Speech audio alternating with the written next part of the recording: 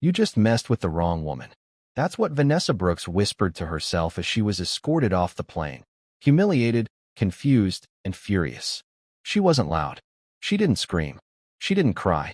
She just watched the flight attendant whisper something to the captain. Minutes later, security was at her seat. And just like that, the CEO of one of the world's most powerful investment firms was forced off a flight for no reason other than how she looked. But what the airline didn't know was, she wasn't just any passenger. She had power, and she was about to use it. Vanessa Brooks had boarded Flight 382, heading from Dallas to New York. To her, it was just another line on a packed calendar.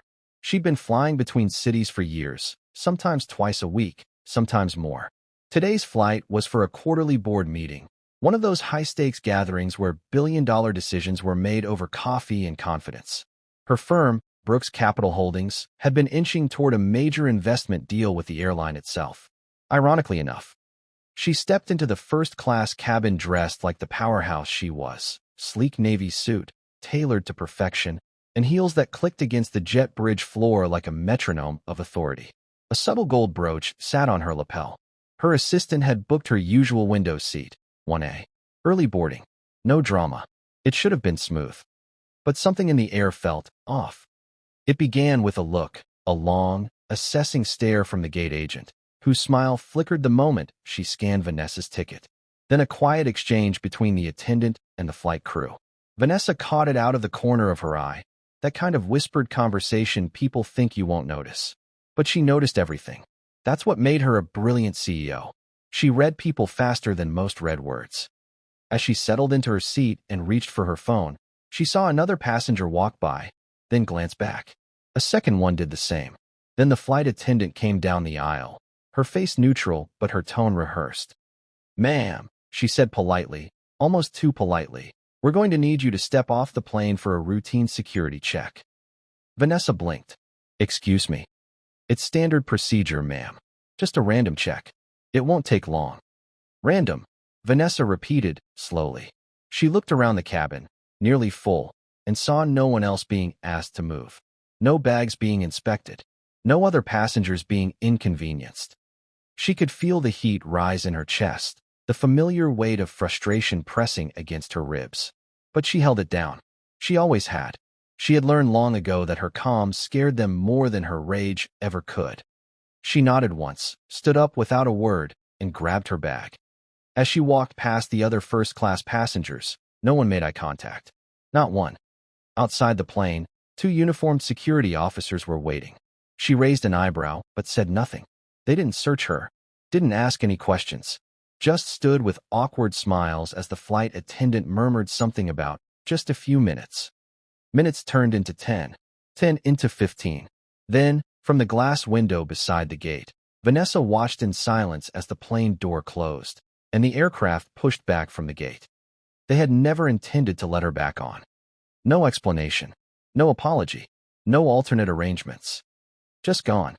It wasn't confusion that filled her. It wasn't even anger. It was recognition. She had just been profiled. Not as a successful businesswoman. Not as a first-class ticket holder.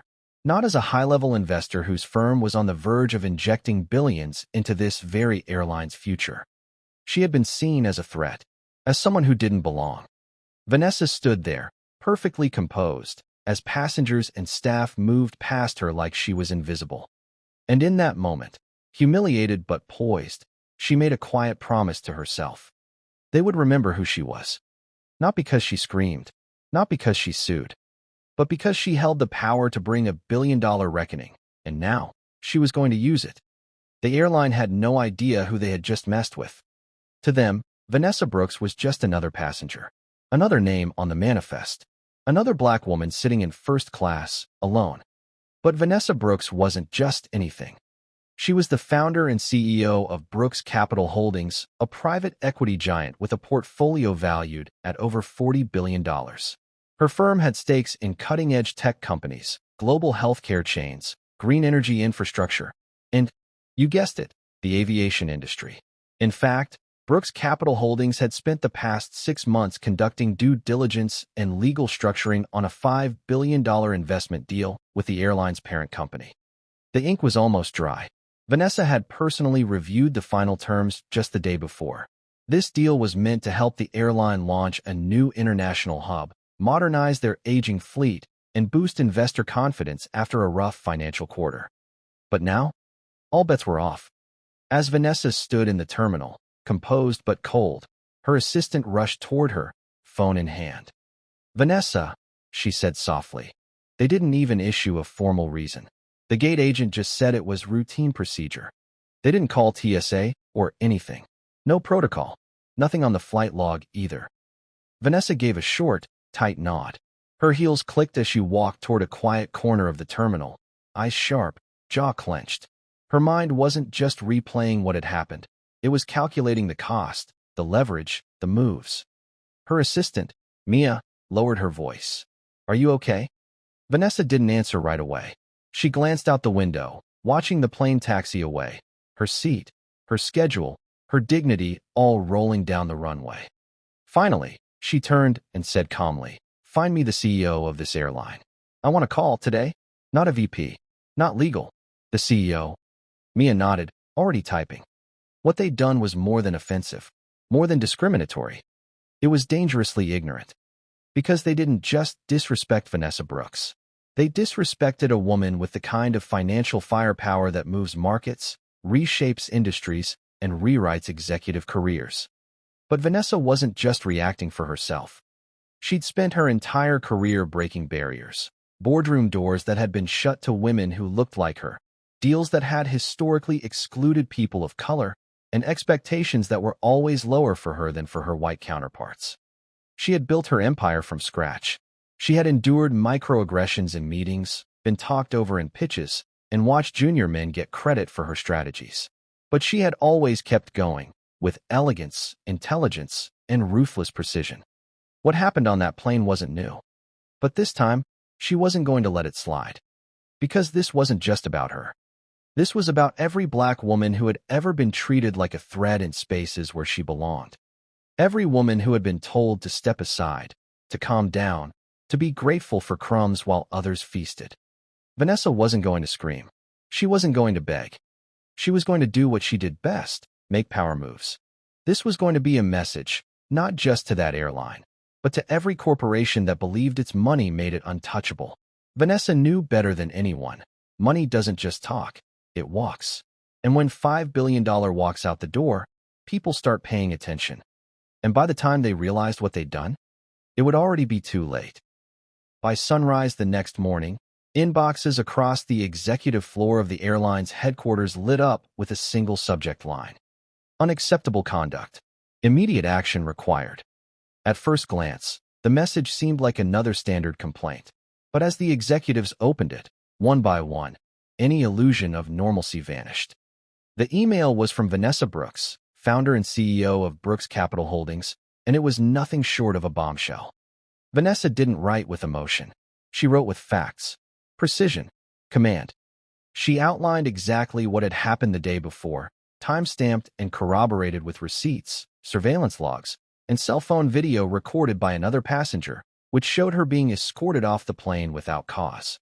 She included a signed statement from a retired federal judge, seated a few rows behind her on the flight, who described the incident as a disturbing example of racial bias and executive negligence. But it was the final paragraph that sent chills down every executive's spine. Due to the discriminatory actions taken against me during my boarding of Flight 382, Brooks Capital Holdings is suspending all negotiations related to the $5 billion investment with your company's parent group.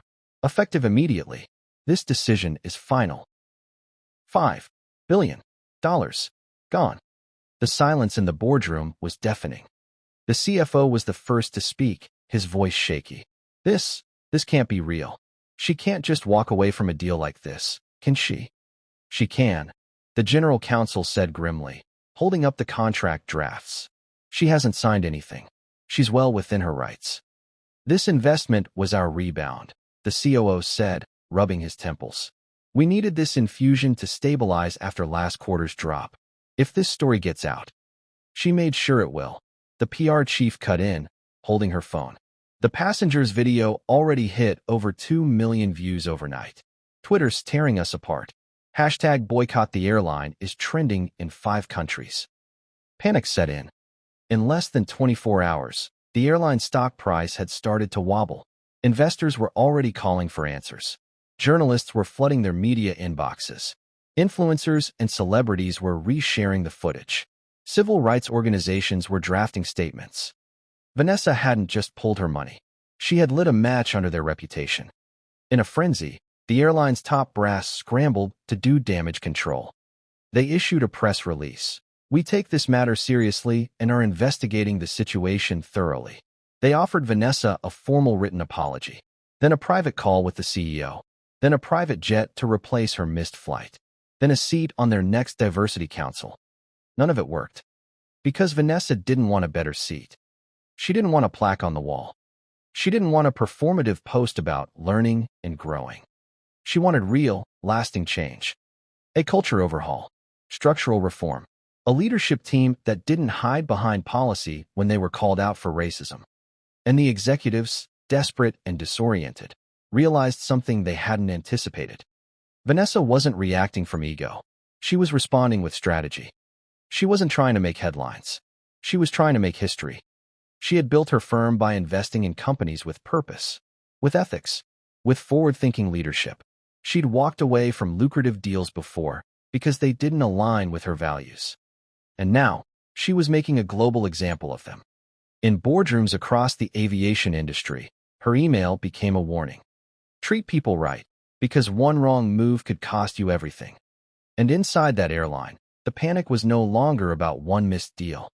It was about the fear that Vanessa Brooks had just started something bigger than they could control.